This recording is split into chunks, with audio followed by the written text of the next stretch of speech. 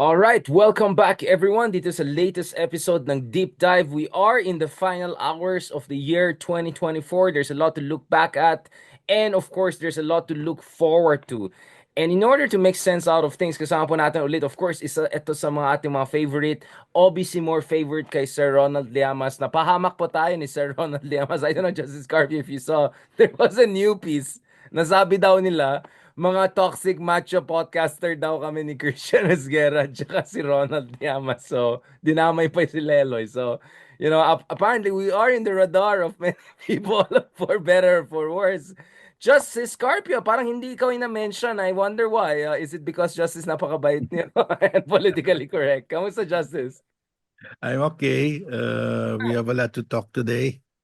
I know, unfortunately, a lot to talk about in a sense na hindi masyadong masaya siguro. I mean, just to give the lay of the land of what we want to discuss. So, I'll use both the Philippine pesos and dollars.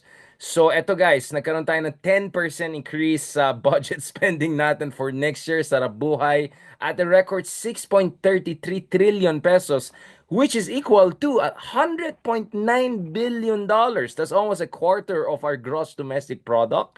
Now, this was much higher than a projection of 6.18 trillion pesos announced earlier in the month. And the revenue was forecast at 4.64 trillion pesos and the budget deficit at 5.3% of GDP. So basically, sarap buhay. Medyo sarap buhay.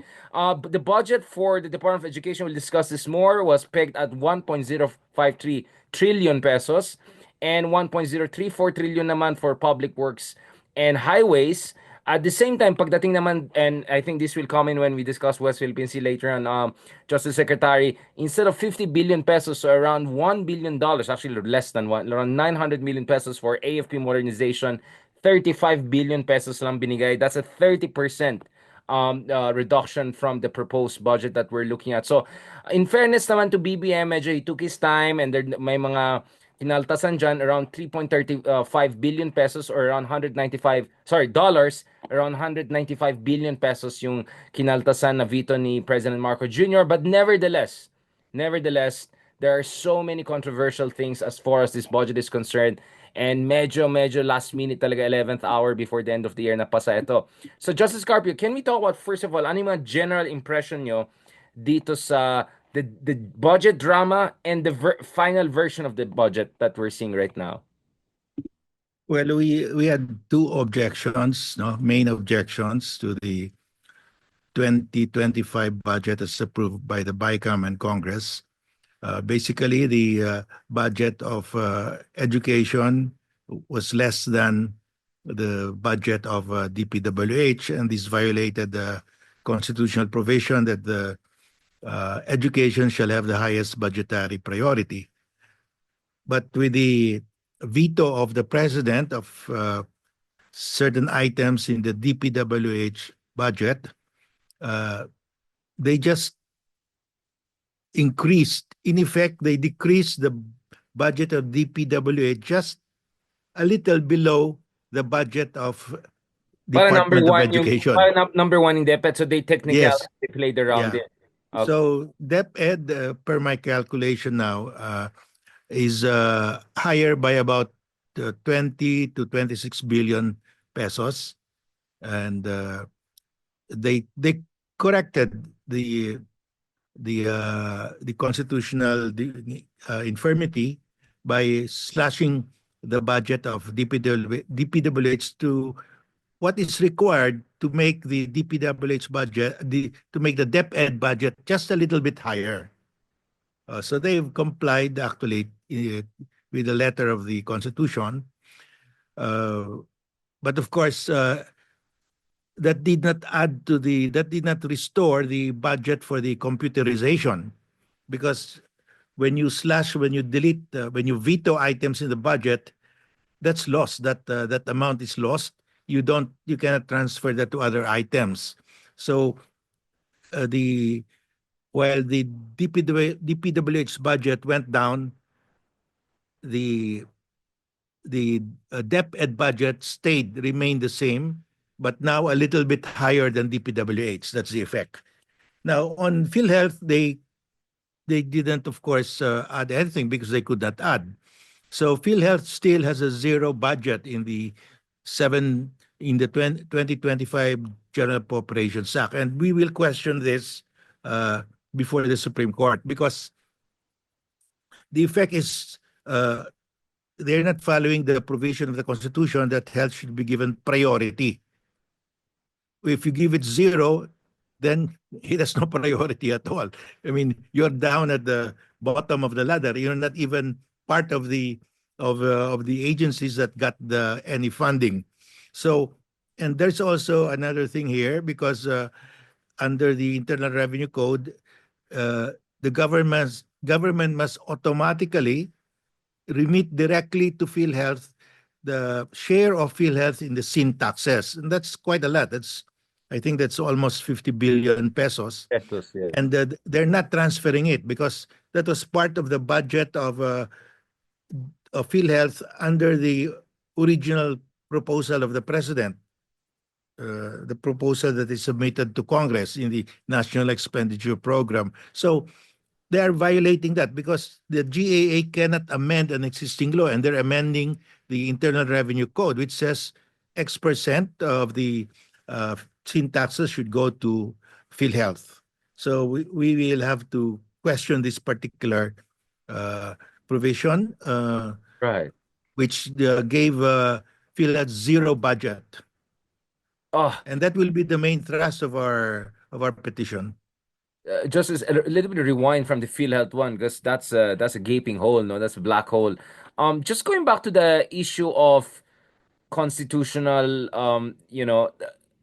essentially requirements regarding the DepEd budget. So are we saying here that they followed the letter of the law but not the spirit of the law? Kasi parang they just, sh- they just a little bit shuffled the budget of the other side just so that DepEd is higher, right? And then I want to also ask, given how inefficient Sarah was, napaka-inefficient niya. Well, we know saan siya efficient. We can have a whole Mary Grace Piatos discussion on that. But where she was very inefficient was spending the budget allocated to her, 'di ba? Napakababa yung investment rate ng DepEd, no? Dun sa mga pangangailangan ng DepEd. Um Given that history, did it make sense for DepEd's budget to be significantly increased at all? Is the current budget allocation reasonable? Kasi ang tinitingnan ko rin dito, absorption capacity. Baka naman talaga meron tayong absorption capacity. Or are we saying dahil hindi na si Sara ang presidente at someone like Sonny Angara, who is more of a finance numbers guy, at least compared to Sara, perhaps the DepEd deserved more than that, and all they had to do was just to follow the letter of the law, but undermine the spirit of the law in terms of supporting DepEd as the most important department of the government. Well, I think if the issue is brought to the Supreme Court, it will be very difficult to say that uh, the the priority that should be given to the highest priority that should be given to DepEd has been violated because in terms of numbers, the DepEd now has the highest budgetary allocation. But the what is wrong with the action of Congress in not giving any budgetary allocation to DepEd for computerization because the former DepEd secretary did not utilize her budget for this. I mean, why punish the students? Why punish the students for the fault or inefficiency of Attitude, the yeah. previous DepEd secretary? I mean, And you that's have the a new one, wrong. right? Justice, I mean, you have a new one in Sonny Angara who Yeah, comes from the Congress and Senate. I mean, he's one yeah. of them. I mean, why did they do this to him? Not only to him but to the students. I mean, to because we are already falling behind in terms of educating our youth. We're probably in the bottom of the list in Asia now or in the world. Oh, in the world, kasi more than Yes, 90% yung literacy deficiency natin based on World Bank. That's I mean, that's Congo level. I mean, no offense. That's yes, sub-Saharan level. Yeah. yeah. So they should provide computers because that's the way you learn now. but they punish the students. I don't think they, the department secretary is not being punished because he's already completed his education, but the youth will not be able to complete their education because they don't have the computers. So they are really punishing the students, not the department officials. Just to be clear, this Justice, maybe I know more about the US, more know about the US than the Philippines. But in the US kasi malakas yung mga teachers union and all, 'di ba? Um, of course there are certain restrictions on unionization in certain critical sectors. But alam ko in the US, for instance, very strong lobby yung teachers unions, right? Or teachers organization. Wala pa tayong ganito sa Pilipinas? Because we're talking about a million people, right? More or less working with the DepEd at different levels, including a lot of public school teachers. So shouldn't they make noise? Shouldn't they mobilize? What is the legality constitutionality around that in the Philippine context? Well, of course, the Parents Teachers Association should be complaining, no? But there's another angle here, Richard, because a report just came out that the Special Education Fund, the SEF, that's part of our, whenever we pay a real estate tax, there's a portion there that goes to the Special Education Fund. That's supposed to buy to improve the classroom and the equipment of schools, public schools in that town, in that city or municipality. But it turns out that this fund have accumulated, and they're not being utilized fully per the latest COA report. So, uh, I mean, we should find a way to convince and to prod and to pressure the local school boards to use these funds, because these funds can be used to build the classrooms, Yeah, to for sure. improve the teaching materials in the classroom, even computers. So I don't know why uh, we have unutilized funds. Uh, the, you have towns there like Muntinlupa, like uh, Quezon City. They have funds. When we pay a real estate taxes, a part of that goes to the special education fund. That's supposed to improve the teaching facilities in that area, in the public schools in that area. So uh, the funds are just lying there, idle. So I think it's a crime Ano to ba yung maintain dahilan that. na Justice? Because uh, obviously the pedestrian understanding of fiscal issue is nakawan lang yan, unahan lang yan, ganyan yan. But how can we help people understand itong underutilization, underspending phenomenon? Is this an institutional absorption capacity issue? Is this just generalized incompetence by LGUs and some of the government units to make use of the money that was allocated to them? May pagkakulang ba in terms of the legislators making sure that the money they give can be absorbed properly and implemented, na kumbaga tumutugma yung batas at yung mga allocations doon sa mga katotohanan on the ground? What is your read on that, Justice Carpio? What is Well, this understanding? a group of my friends were trying to examine this because the money is there, the need for the money is there, but they're not spending it. So we are trying to understand this phenomenon, and we have agreed that we'll look into this and propose solutions, because this is a waste of resources. The money is there to build classrooms, and yet we lack classrooms. So uh, I think we have to look into this, and I'm asking my friends to look into this, and we're looking into this.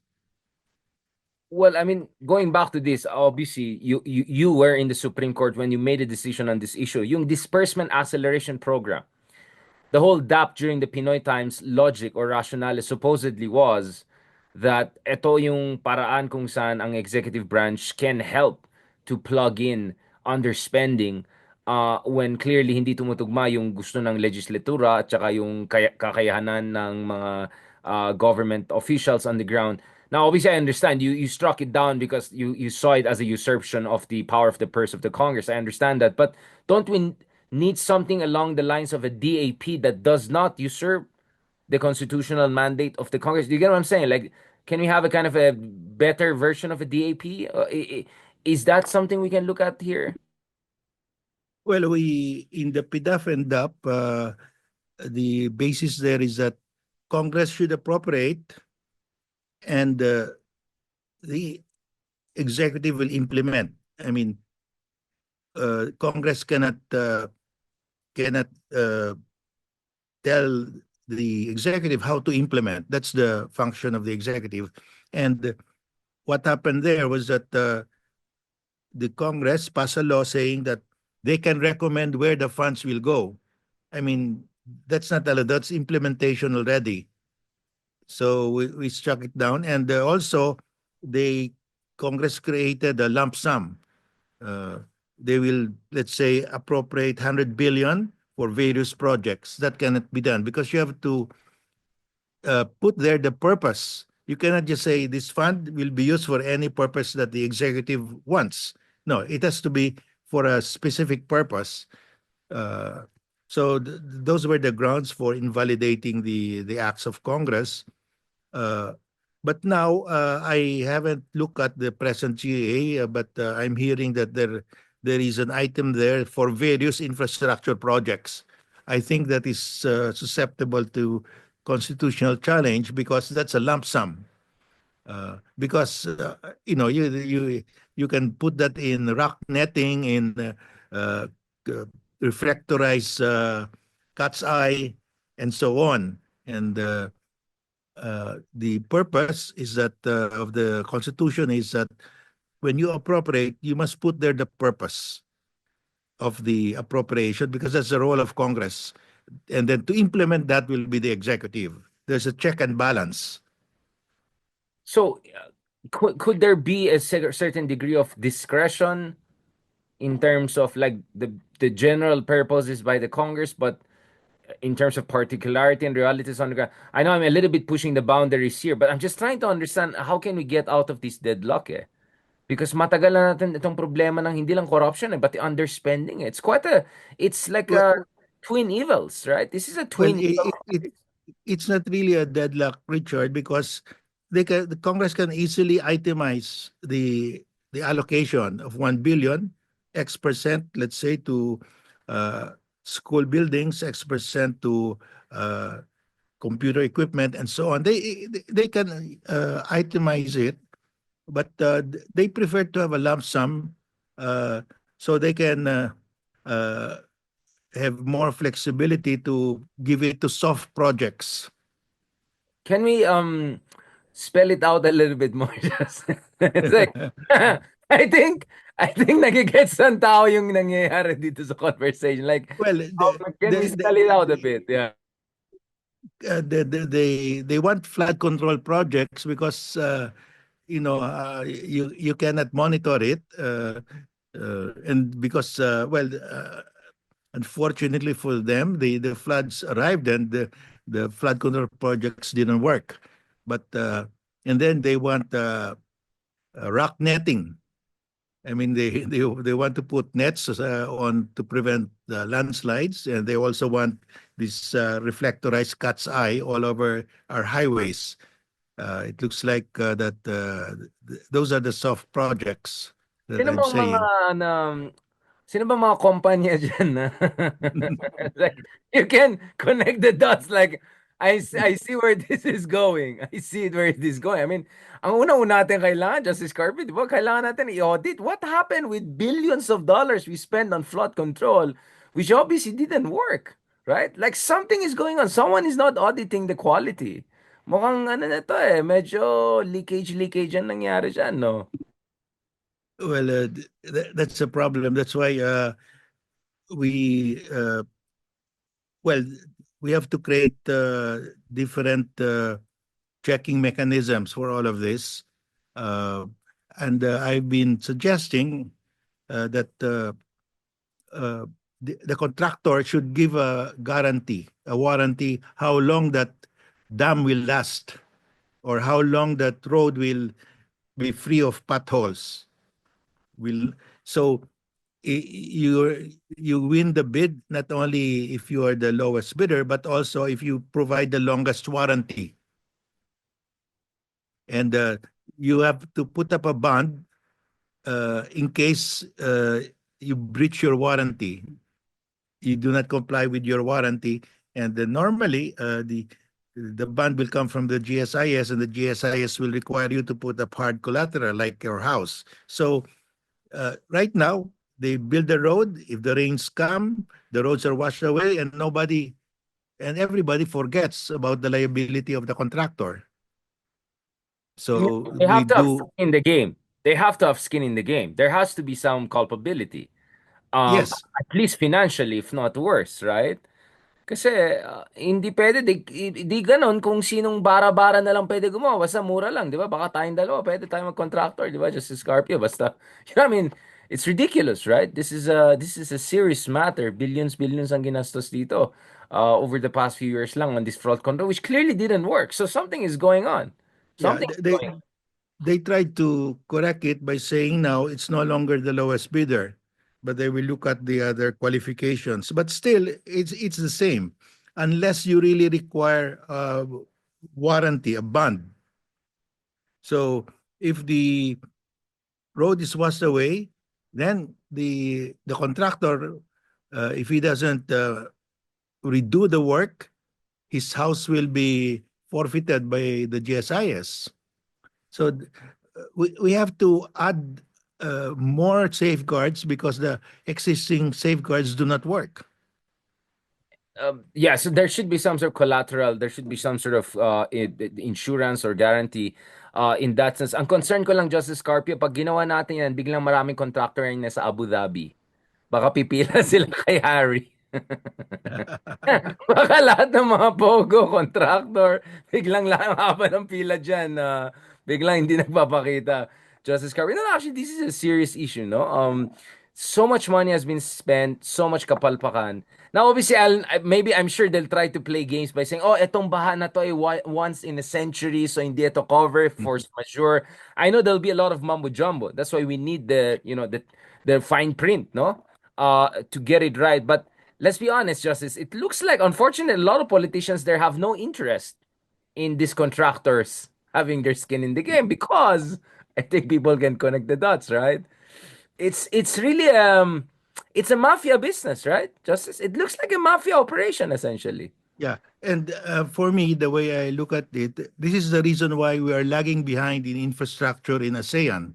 Because while uh, when they build their roads and bridges and skyways, those roads, bridges, and skyways remain. They're stable. I mean, they don't get washed away. But we we waste it because the roads are washed away, and so we have to spend money again to rebuild the bridge or the road.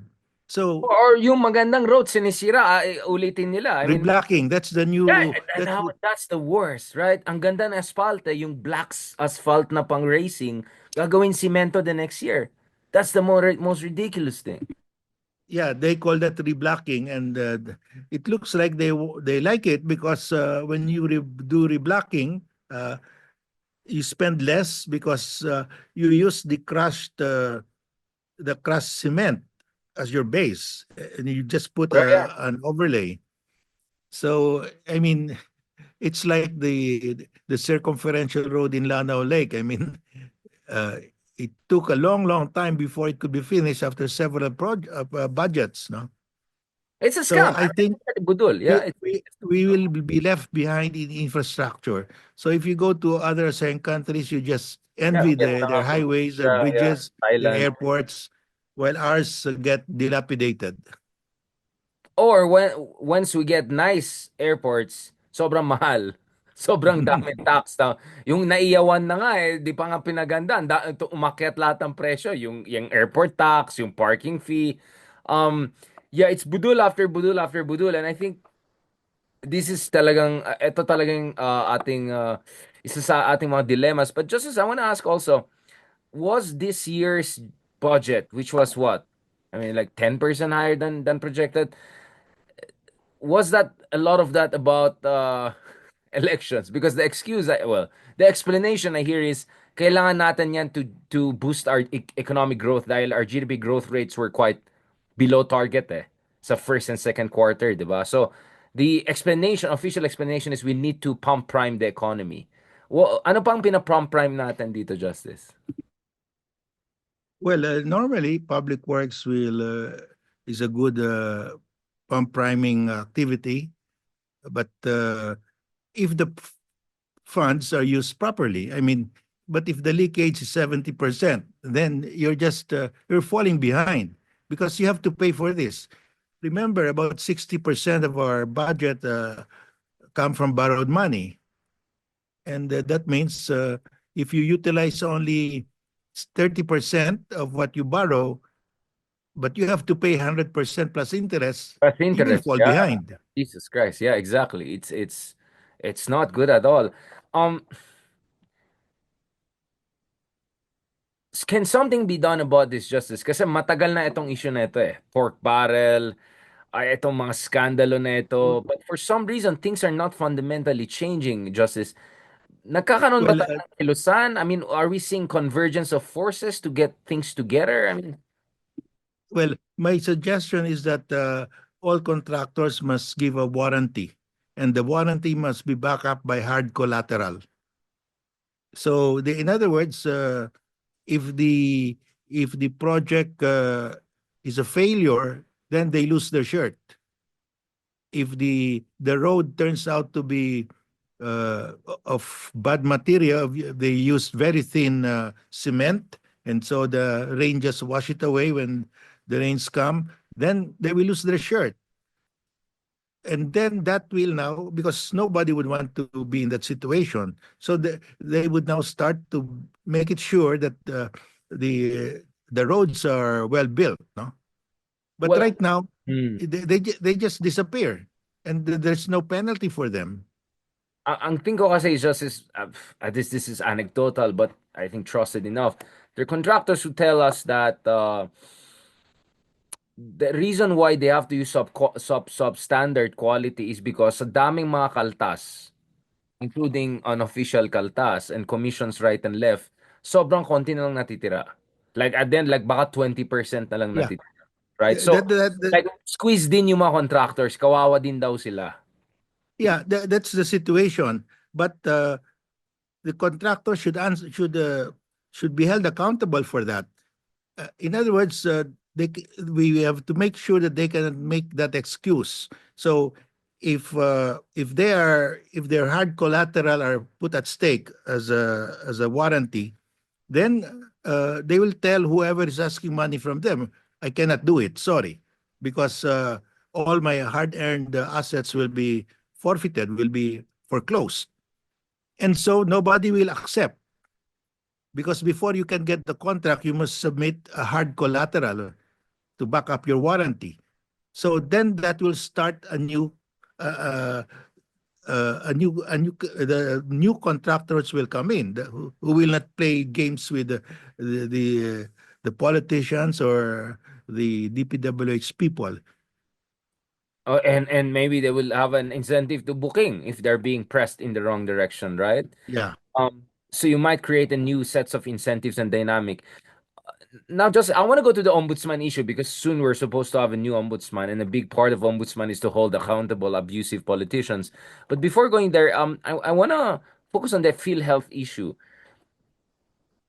I'm not seeing as much political backlash from millions of people who could be directly affected by PhilHealth. The mostly I can see is like people like you, PhilHealth professionals, activists, among other things. Uh, but how do you think we can get more people on board? Like how can we remind people na Diyos ko, ito yung kinabukasan ng lahat, diba? This is our healthcare system for heaven's sake, right? Everyone will need it. Well, we just have to keep on explaining what's happening, Richard, because uh, this is not an easy thing to understand. So we will just have to really explain some more. And I think we're gaining ground. uh, the people are talking about it already, uh, and we just have to keep on going on to go out and explain what's happening. And the Supreme Court can come in eventually and correct this? Yeah, that's the culmination of our work because if the Supreme Court says that the uh, Congress uh, cannot authorize the Secretary of Finance to transfer funds. So PhilHealth, because there are special funds, these funds can be used only for PhilHealth purposes to achieve the purposes of PhilHealth. Then we've set things straight already. They will not dip their fingers into the PhilHealth funds anymore. And So and we're waiting and the really. The zero solution budget will here, be reversed? And can it be reversed? Is there a precedence for that? well, the Supreme Court will say it's unconstitutional if they think that there's really a violation, and therefore the funds that are still there will have to be returned, and the funds that were spent, if they were spent uh, irregularly, the people who responsible for spending them regularly could be liable. And when are we expecting the Supreme Court? I mean, you were saying January, right? But there's a first Well, there will be oral arguments this February. February. Oof. Elections na yun. Wow. Interesting times. Oh, wow. I'm sure many will follow that Supreme Court, especially those who want to bash the government or have a reason in this. I want to ask another question on this issue, Justice, before we go to the Ombudsman issue. Um, how do we make sure na hindi sinasakyan ng mga opportunist elements? I mean, itago natin sa mga pangalan ng DDS itong issue na ito because these are legitimate questions we're raising about the fiscal practices of the BBM administration, but clearly pinagpipiyastahan ng mga Piatos and Mary Grace and those kinds of people, right? Which is obviously a perfect distraction for them, but also a way for them to claw their way back to the hearts and minds of people ahead of the elections. Yes, I can see, and I've expected this that uh, those who are at the receiving end of the investigation of the Quadcom and of the Senate will use the PhilHealth issue against the administration, and it's happening. And that's very natural. And this will also help explain to the people what's happening. But of course, we know where this is coming from, no? But that's part of the political debate now. Yeah, hindi rin maiwasan. But I'm just saying we have to be very careful kasi yun nga, nakikita ko sinasakyan talaga itong issue na to. Halos itong the whole confidential fund issue is now being pushed to the sideline because now the focus, essentially narinig ko sa camp na yan, kami millions lang itong pinag-usapan billions ngayon. And then of course I want to say, oh, billions din yung Farmali, billions din yung mga skandalo during the Kong's time. But unfortunately, that's how things work in our politics, no? You always go, what about this, what about that? So I just hope that people are careful. Now, as much as we have to hold BBM accountable, let's not also lose sight of the other important issues that we have to deal with, including all of the exposés we have been having. Now, Justice, I want to ask you about the ombudsman because mahirap magsalita, but let's just say Conchita Morales is one of the few ombudsman or ombudswomen that like of course she's my fellow Ilocano, you're also related, Um let's just say my Keisha, I'll just put it that way, right? Um for the purpose of our audience, how is an ombudsman selected for that matter? Um, to what degree is an ombudsman susceptible to political influence if not necessarily a person of highest integrity? Although hindi ko sinasabi hindi yun ang kaso. And to what degree do we need to get the ombudsman issue right in the coming months or next year as we look at the transition in the ombudsman office? Ano bang trabaho ng ombudsman office? Bakit kailangan maayos yung ombudsman office in short? Well, the ombudsman is actually the uh, guardian uh, of the funds of the government, the ultimate guardian before the Supreme Court, uh, and the that's the office that will go after graft and corruption. that will stop graft and corruption in government. Basically, that's it, to stop graft and corruption in government. And uh, the ombudsman will be nominated by the Judicial and Bar Council. And then, But who nominates the Judicial and Bar Council? How are they selected? well, the Judicial Bar Council is composed of one, the Chief Justice as the presiding officer, one representative from Congress, one representative from the one representative from Congress appointed by Congress, one representative from the IBP appointed by the president, one representative from the retired justices appointed by the president, and one at large appointed also by the president. So I hear a lot of appointed by the president. yes, that's it. So my proposal really is that the if ever we have to amend our constitution, that the members of the Judicial and Bar Council should be appointed one third, one third, one third by the executive, the judiciary, and by the legislative. Ano ba yung system sa Sweden? Do you happen to know? Because that's where it came from, right? This whole ombudsman office is a Yeah, Scandinavian that's a concept invention. in Sweden. In other words, he will see to it that graft and corruption is stopped in government. And speaking of graft and corruption, I mean, I heard some people are saying, like for instance, if a politician weaponizes cyber libel, etc., to silence his rivals or opponents, could that be a form of abuse of power? Could that be within the purview of the ombudsman office? Well, that will more likely be under the regular courts. Hmm. So ano yung mga pasok sa graft and corruption? Well, Aside from the like appropriate. prosecution of crimes under the anti-graft laws, the Anti-Graft and Corrupt Practices Act, the uh, Code of Conduct for Government Employees, and uh, other provisions of the revised penal code like malversation involving public officials.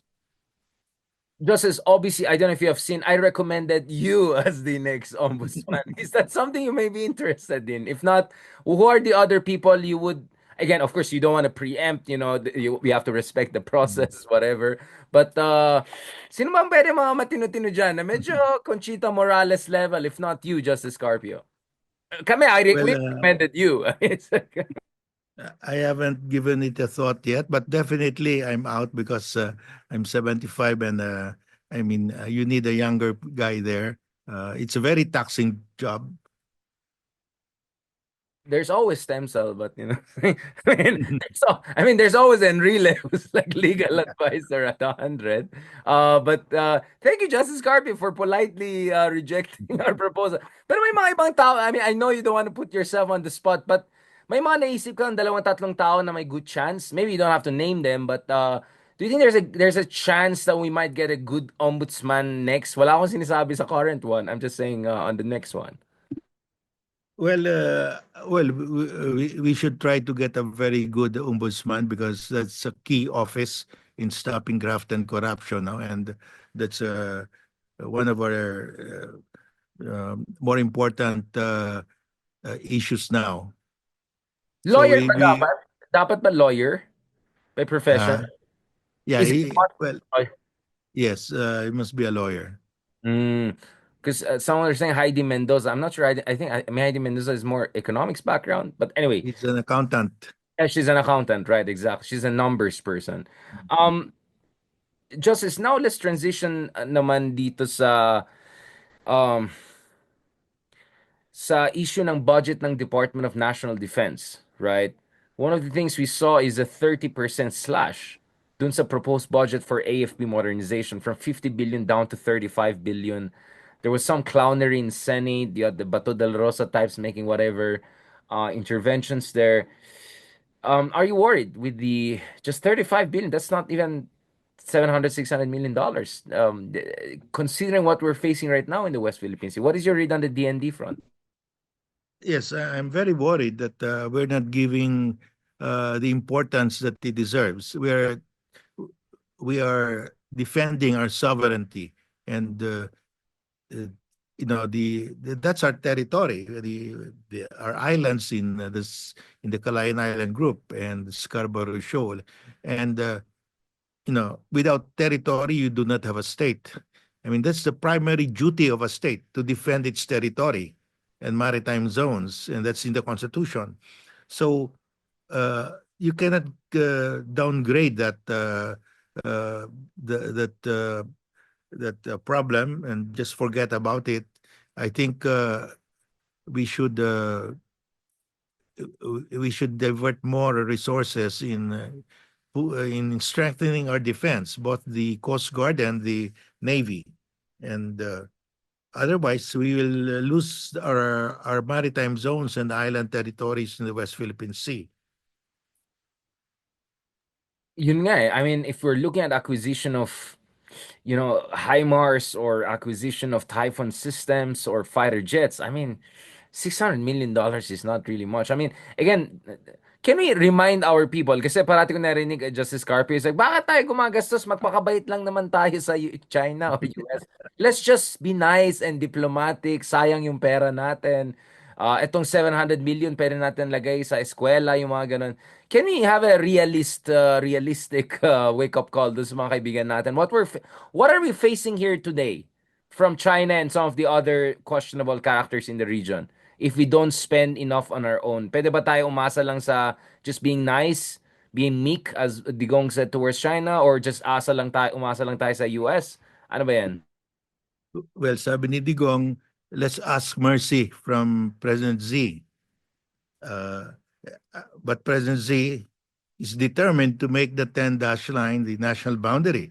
And that means we will lose uh, Calayan Island Group, we will lose Scarborough Shoal, and 80% of our exclusive economic zone. If you show weakness to China, the more China will bully you. China only understands military might. And right now, they look at us uh, as a weakling. That's why they treat Over. us that way. So if we kneel down and ask for mercy, the more we'll be treated like a weakling. You have to get the respect grudgingly, even, right? That's how it works with bullies, right? I mean, there's no other way. Um, Well, I mean, maybe Digong will get mercy once ICC comes for him when he goes to Shanghai or Xiamen or wherever in China he loves to stay. Um, uh, but just going back again dito sa West Philippine Sea issue, what do you think we got right in 2024? You think the Transparency Initiative did enough in terms of laying down the foundation? Obviously, it's not a silver bullet. But was it enough, for instance, ako kasi argument ko is it at least unified the country on a singular narrative of what is our national interest because panahon ni Digong, postmodern eh. Parang Mm. multiverse eh. Parang yung iba, hindi, doon na tayo sa China. May point naman sila eh. Parang, what the heck is going on here, right? Parang, kine-question pa yung position ng Pilipinas in favor of China. Like, at least you have been able to sideline some of those clowns, no? And some of those apparatchiks of China. But nevertheless, obviously, medyo kapal moks din yung kalaban natin. Wala rin silang pake. They keep on pushing the envelope. So what did we get right and what are the next steps that we have to accordingly for Well, 2025? yeah. Well, we have actually increased uh, we have we have received more support now from the international community.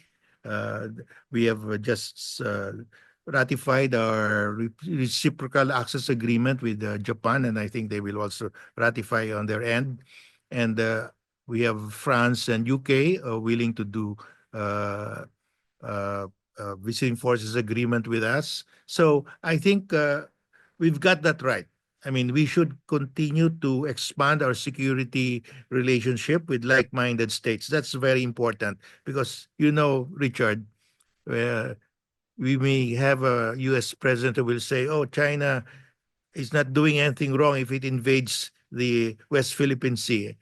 When I heard Trump say that you cannot blame Russia for invading Ukraine, I could hear him say you cannot blame China for invading the Calayan Island Group. So we have to have security arrangements with more countries, and we should strengthen our external defense, because at the end of the day, uh, we have to factor in the worst case scenario. If the U.S. becomes isolationist, and we have to defend our country on our own, and with some states who might still want to help us.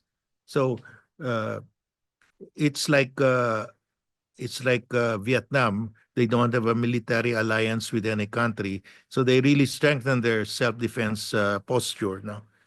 They have 6 kilo class submarines. They're buying BrahMos missiles now from India. They have bought a lot of missiles from Israel, so they have diversified their sources of procurement of arms, and that's what we should do.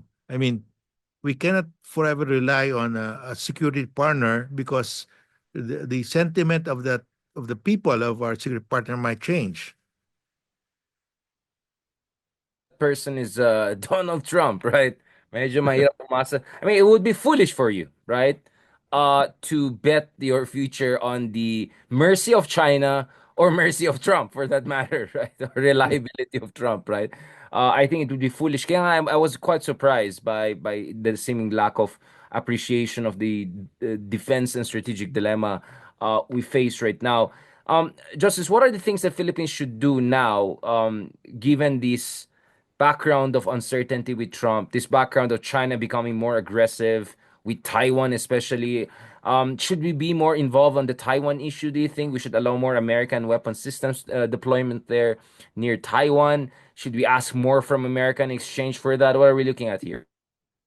Well, we should strengthen our uh, missile defense. We have the BrahMos. We should acquire more, and we should acquire the Typhoon. And because we have to have our own uh, ant- uh, anti-access area denial capability. We adapt what the Chinese adopted when they were weaker than the Americans in the South China Sea. They used their missiles to target the ships, and that's what we should do. We should use the missiles to to to to target Chinese warships that encroach on our exclusive economic zone, and that will deter China. In the case of the Americans, because of the Chinese anti-ship missiles, they have to pull out most of the time out of the South China Sea, farther in beyond this first island chain. No, so uh, we can adapt that policy, because ultimately that is our the only defense that we can have if uh, if we become if the U.S. will not honor its obligation to us, or if the American sentiment will change. Exactly. This is what I say to some of our leftist friends. They say, "Oh, let's be Vietnam." It's like, yeah, except they spend like hundreds of billions of dollars ahead of us in terms of their military capabilities, right? They have a mobilized military. They have a history of fighting. I mean, again, like, there's just so much naivete out there that really makes you scratch your head. Why some people even dare to talk about this issue? I call it sloganeering. Madaling pakinggan sa tweet, pero walang sense when you look at the hard realities on the ground. In as much as I want to make sure also we don't go foolishly into America's camp at the expense of our national interest. Now, Justice, for the last part of our discussion today and for this year, although God willing, I look forward to more discussions in person. Didisturbohin ka namin ulit, Justice Carpio. With siguro with Ronald, with Admiral, let's bring in more maybe not Ronald anymore. Baka mapahamak ka rin, Justice Carpio. We'll bring in mga more PC people. Si Admiral siguro, Admiral. Um, we ended yung isang pre-Christmas talk natin with Ronald on this fear na if we don't get things right now, the call for extra constitutional, extra legal, rev gov, crackpot stuff will increase. And you know, it sounds something like parang yeah, I mean, ganun talaga, but it's like you keep on seeing more and more news about agitations, news about former military generals making noise again, news about did PMA Association invite Digong to give a speech to them or something like that? Like, what's going on? Is there like a smoke here that we have to pay attention to in a sense that there could be fire? What is your read there, Justice Carpy, without spilling beans? Well, there are two main uh, two main approaches now, two schools of thought now. One school of thought to which I belong is that we have to, because they want reform in our society, everybody, both sides. No, uh, we must eradicate or minimize corruption. Second, that's the first. Second is we have to enact already the anti-political dynasty law. And third, they want electoral reforms. So ANIM has identified these three as the biggest problems of the country. Okay, let's assume that we agree with that. But there are two approaches. One, this can be done under the present constitution. We will uh, ask the Supreme Court to uh, to uh, strike down certain acts that violate the constitution. And the other one, the other school of thought is saying that the it's useless to rely on Congress, the executive, or the Supreme Court. We can only achieve these objectives through a revolutionary government. So these are the two options that eventually our people will face. So I'm on the side of I think we can still uh, institute reforms in accordance with the Constitution. But I don't know if this is now a race. If the first group saying that we can reform the system from within can do it fast, then the other group for the RevGov will lose their reason for existence because the objectives have been achieved. So on the corruption side, the examples are PhilHealth. If the Supreme Court will decide in our favor on PhilHealth, you have also the confidential fund issue because it's spreading to local governments. They want every mayor wants his own confidential fund. So we have to stop it through the legal process. Hopefully, we succeed. But if we don't succeed, then the RevGov will gain ground. That's the way I look at it. Gov, or even more aggressive version of Duterte, no? Or a combination of Duterte and some sort of military agitation and all of that. Obviously, my reading so far is that the men in uniform are still professional by and large.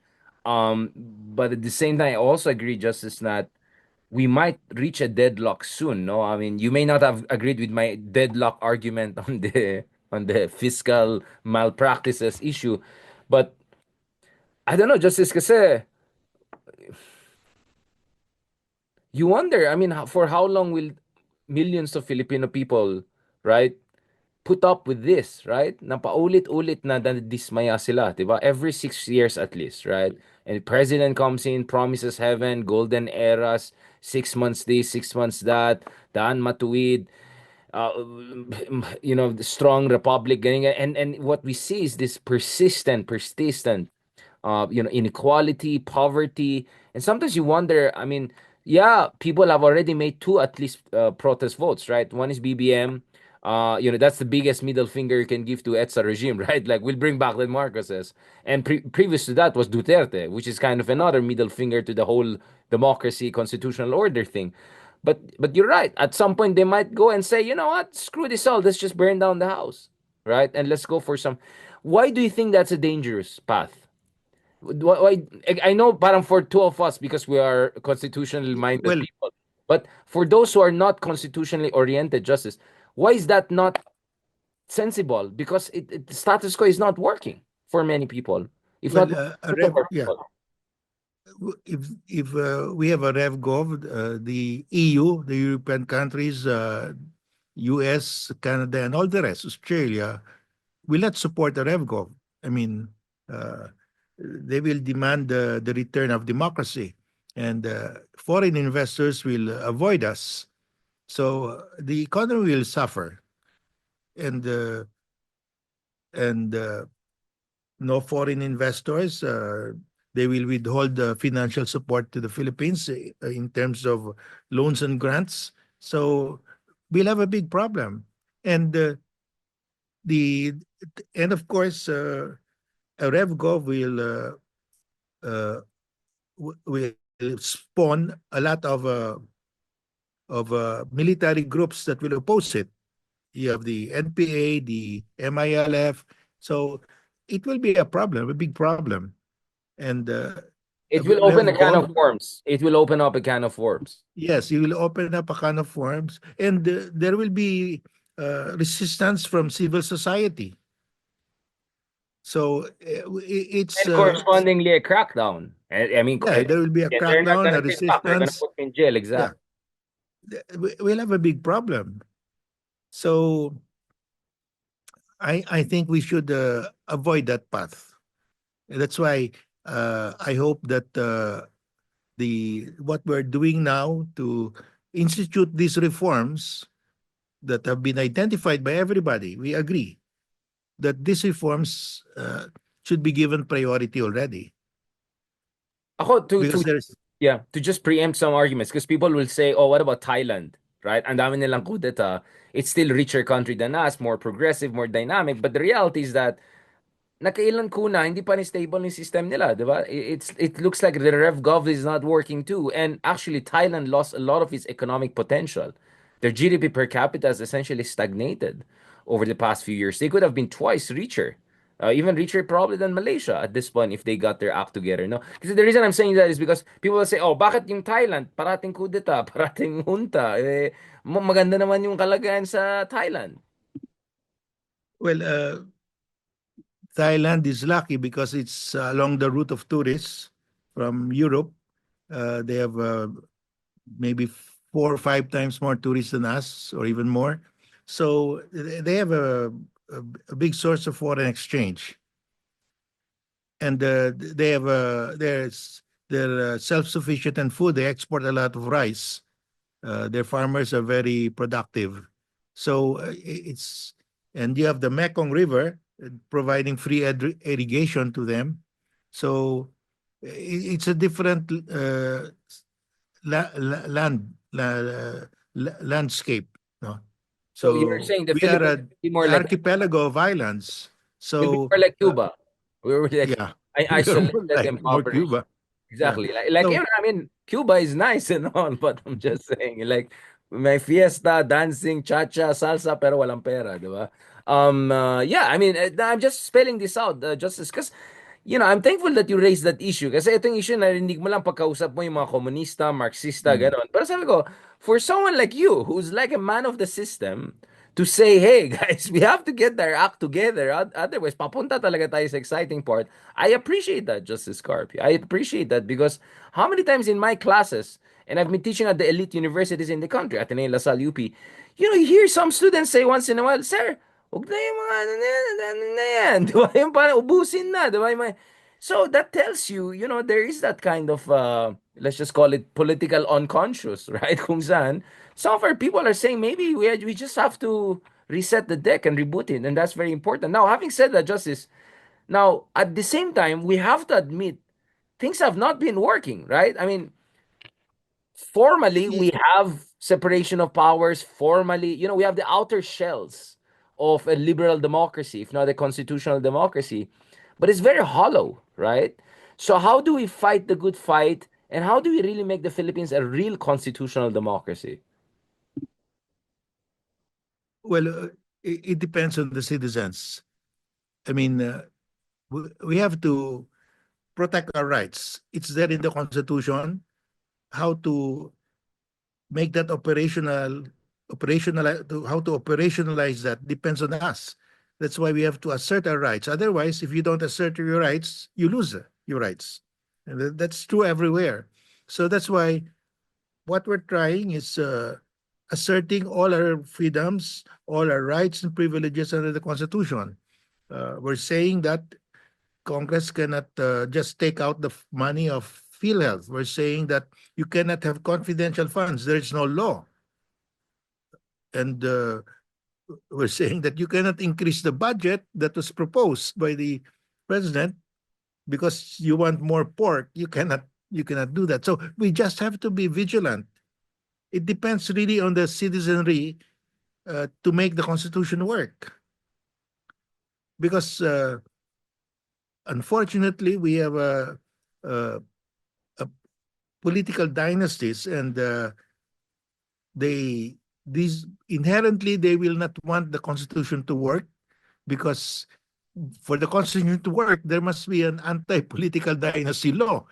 That's the very essence uh, of their existence, is to be a political dynasty, and the constitution says there must be an anti-political dynasty law. That means that's a threat to their existence, so they will not follow that. So what are the big things that we have to get through in the next year or so, or in the short to medium run, before the temptation of the RevGov or the extra constitutional kind of like the violent fascistic approach gains sufficiently dangerous traction, Justice? I mean, real talk na Well, tayo na ngayon. I mean, this is real talk. This is as real talk as we can get. Yeah. well, we have to do something about the corruption in government, in public works, because they always mention public works. So uh, I was thinking that we will require uh, a warranty from all contractors. So if they don't build the road correctly or the bridge correctly, they lose their shirt. I mean, we have to do that. And if they lose their shirt, they will not agree anymore to any cut by other people, because it means the end of their business. Secondly, uh, well, we have to end this issue of confidential funds, because this is a new kind of political, a new source of strength of political dynasties, if they can use confidential funds to perpetuate themselves in office. So that will end also the stranglehold of the political dynasties. We have to uh, abolish these confidential funds, because it's just the money of the people that will get them elected, no? And the of course, the political dynasty. We just have to ask the Supreme Court to order now the Congress to pass the political dynasty law. And if Congress doesn't want, the people will now say, okay, we will not elect you anymore because you're not passing the political dynasty law. So that will be a threat to them. How can we make our friends in Forbes and Das Marinas and in their yachts in Mediterranean realize that maybe they have to get their act together? Because my fear with a lot of these conyos is that they have three, four other passports anyway. Parang their point is, at the end of the day, I still, I'll just move out of the Philippines. Bahala kayo dyan, right? I mean, I don't want to name names. I've met a number of these people who have deep roots in the country. Kind of, yeah. I mean, the oligarchs and all of that, Konya and all of that, and they can speak two, three other languages, Spanish, French, whatever, and. Sometimes I wonder, like, if these people don't get their act together and do something significant and just leave it to these crocodiles in the legislatures and governments and all of that, at some point the whole thing is going to come crashing down. I mean, we're going to see essentially the whole Simon el filibusterismo temptation here, right? Yeah, there will be a Rizal day Day of na rin, reckoning. Justice. So, sorry, I mean, I'm bringing this up because it's also Rizal Day, right? Rizal Yeah. was grappling with that na parang this system is so rotten. There's so many there's so many obstacles to positive transformation. Baka magkaroon tayo ng Simon kind of figure at some point. Yeah, and there's agitation already going on, as I said, in the among retired military officials. I mean, they came out with their manifesto already, and it's very clear. They want to address corruption. They want to address the electoral reforms and the political dynasties. I mean, they selected these three. And I think these are the issues that we have to face today. Now, Justice, the challenge I have is this. Sabi nila, ang problema ng mga political activists or people who advocate for change is that If they do not emphasize how bad things are, people will be complacent. If they overemphasize how bad things are, people will feel helpless, right? So how can we get that Goldilocks kung saan? Parang kape yan, di ba? Justice, you're a coffee man. Both of us, we love coffee, right? How can we get that just good enough level of coffee that gives you the energy but not the palpitation and the ADHD later on, right? Just the amount of sugar, just the amount of caffeine combination, right? How do we get that, Justice? Well, we just have to play it by ear. Uh, we keep on talking this way and wait for the uh, comments of people, their reaction. But this will filter down. I mean, we have two options really. Uh, the to to tame these evils of corruption, political dynasty, and electoral problems. So uh, at least we have identified the problems, no? And there's one group saying this is how we will do it to RevGov. We have another group saying no, we can reform the system from within. So, and we're throwing it to the decision makers. We've submitted it to the Supreme Court. Now, if they decide correctly, we may avoid the RevGov.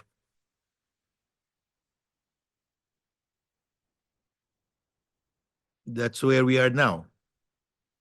Uh, on that very sobering note, Justice, I really appreciate this discussion because I think we have to have this real talk with people, no? Na talagang kung hindi natin ayusin ito, we're going down a very dangerous path. For all the jokes you make and a lot of that. Baka naman, Justice Carpio, after all, tama si Harry, no? Maybe all of us should go to Abu Dhabi or do. Maybe he saw the direction of the wind. Like, maybe we should have our own, uh, Zoom with Harry. Ano bang mga options natin dyan, Justice Carpio? Thank you so much, Justice. Merry Christmas to your family and loved ones. And of course, advance Happy New Year.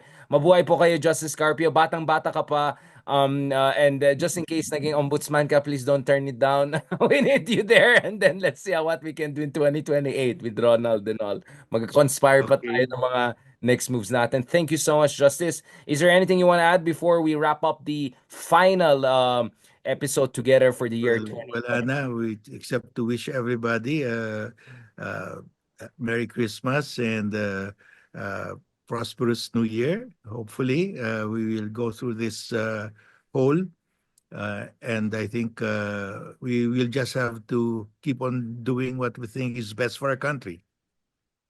Maraming salamat, Justice Scarpio. Mabuhay ka. And in the spirit of Rizal, we had to discuss that Simon moment. I think that was quite sobering, and I'm glad that constitutionalists like you also mentioned that. Salamat, Justice, and send my regards to your lovely family.